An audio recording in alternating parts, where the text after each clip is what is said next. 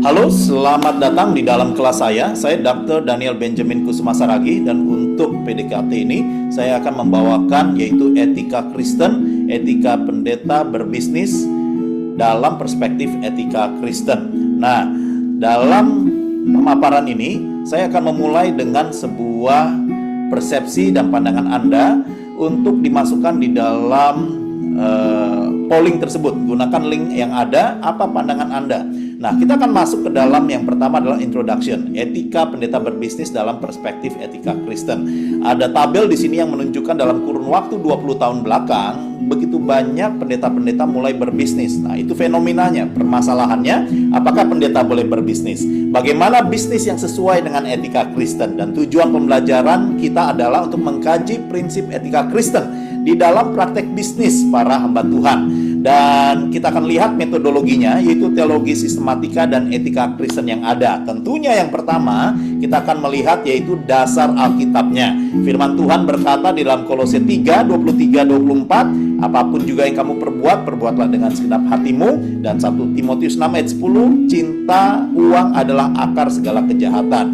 Dari dasar firman Tuhan ini kita akan membentuk dan melihat bagaimana kajian-kajian teologis yang ada, sehingga kita akan melihat ada Bourne dan Brown yang menulis mengenai servanthood theology. Demikian juga kita perlu menyimak mengenai Christian ethics, etika-etika Kristen yang ada, dan melakukan eksegesis ayat-ayat Alkitab yang berkaitan dengan bisnis dan juga pelayanan. Nah, kita masuk ke dalam analisa kasus sekarang. Fenomena apa yang terjadi di lapangan? Ada terjadi friksi di dalam gereja. Bahkan ada masalah yang bisa timbul dengan hubungan dengan jemaat, dan juga tata kelola sinode dan juga gereja perlu diperhatikan.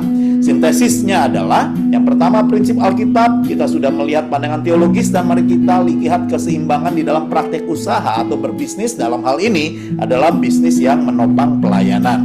Dan kita akan melihat bahwa itu semua ujungnya ataupun resultnya adalah Mika 6 ayat yang ke-8. Firman berkata, segala sesuatu dilakukan dengan adil, mencintai kesetiaan, dan hidup dalam kerendahan hati. Temuan etis yang ada adalah prinsip etika Kristen dan implikasi prinsip etika Kristen tersebut. Kita masuk ke dalam sesi diskusi saat ini, yaitu tegangan dan sintesis yang ada. Yang pertama, tentu ada friksi ataupun ketegangan yang ada ketika keserakahan, otoritas disalahgunakan, bahkan bisa terjadi skandal finansial di dalam gereja. Tapi ada peluang bahwa kemandirian finansial dan teladan menjadi bisnis etis. Dan kita juga lihat refleksi teologis yang ada, yaitu etika bisnis.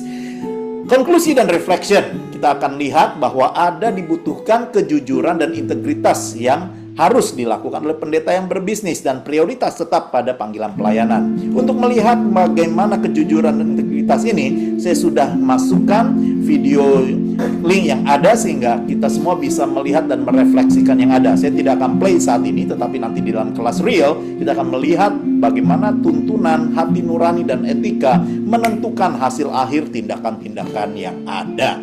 Dan kita juga akan melihat bagaimana aplikasi di lapangan, saudara. Setiap siswa teologi akan dilatih dalam integritas dan harus memiliki evaluasi diri, yaitu apakah motivasi dan dampaknya sudah dipertimbangkan terlebih dulu sebelum masuk ke dalam dunia bisnis. Kita masuk ke dalam poin yang terakhir, yaitu pertanyaan efektif atau intrapersonal. Pertanyaan terakhir adalah, apakah saya siap menjadi pendeta yang jujur dalam segala aspek hidup, termasuk ekonomi. Untuk merangkum segala sesuatu, tentunya kita akan melakukan juga tugas akhir dan juga post test yang ada. Saya sudah siapkan bagaimana kita semua bisa gunakan link yang tersedia ini, dan di dalam sini juga menentukan sebagai nilai akhir tes ujian akhir dalam mata kuliah ini. Demikianlah kelas ini sudah berakhir. Terima kasih, Tuhan Yesus memberkati. Haleluya.